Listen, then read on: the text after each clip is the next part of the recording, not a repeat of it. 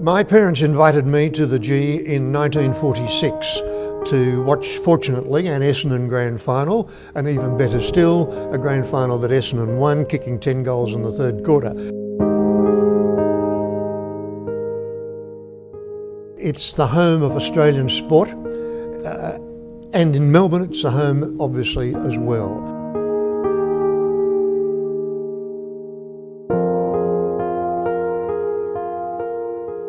Yeah, my full name is Alan Joseph Murphy. My job is to help the President, the committee and the administration of the club in the committee room, and most weeks of the season, football, and throughout the international cricket matches, the club has many guests from different walks of life that it entertains in this room.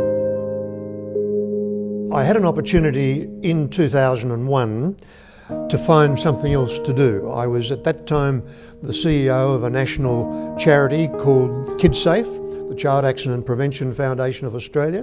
They decided to relocate to Brisbane. I didn't want to go to Brisbane, so I had some spare time. So I rang up the staff here and said, could you use an old timer who knows his way around the ground? Because I had worked at the Essendon Football Club, I had had a lot to do at the cricket ground in the shifting of Essendon from Windy Hill to here, so they all knew me, and so they accepted the opportunity for me to join, and I've loved it ever since. The public loves the G. The public knows that they can come down here with their families in relative comfort, in perfect safety as well, and enjoy a sporting contest. It's just in the centre of Melbourne. It's got fantastic parking. All the buildings are relatively new. The youngest, or perhaps the oldest building, is the Great Southern Stand, and that was only built in 1992. And outside the ground, the light towers were only built in 1985. So everything about this ground is still young. I think of the fantastic Anzac Day commemoration service for those we lost in wars, and just the excitement of standing there with 100,000 people on the ground, 95,000 people on the ground, silent, commemorating the Anzacs. And I think of all the magnificent highlights of football and cricket over the years.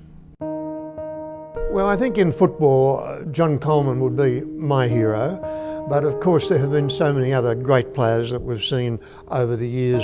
Wayne Carey, Lee Matthews for starters.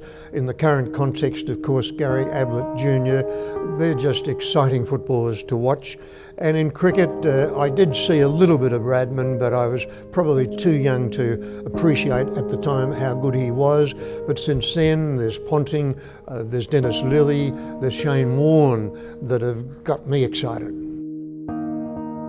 What we've always got to remember, of course, is that we're working here, and if suddenly there's an exciting game out there and someone comes up and says to you, excuse me, can you tell me where I can get the nearest toilet? You can't stand there and say, well, hang on, just wait till Gary Ablett makes this shot for goal and see if he gets 5 goals for the match. You've really got to jump accordingly. But I've been lucky that for some of the exciting moments in footy where I've been able to watch uninterrupted by my work, and most particularly I recall the Leo Barry mark at the 2005 Grand Final. Buddy Franklin sprinting around that half-forward flank against Essendon 2 years ago, outpacing Hooker, and from the half-forward flank kicking a 50-metre goal from the flank, which was just sensational. And I remember the Commonwealth Games so well, the huge roar when Karen McCann came into the stadium in the marathon on that Sunday morning, neck and neck with the Kenyan girl, and she got over the line. And she said, I didn't run the last 300 metres, the crowd did it for me, and they were exciting occasions. I simply love the job. We love working with the administration, the committee. They're all beautiful people to work with, and there's nothing else I could ever think of wanting to do in the cricket ground than looking after this room. I do want to keep working while I've got breath in my body. The enjoyment is here for me every match day.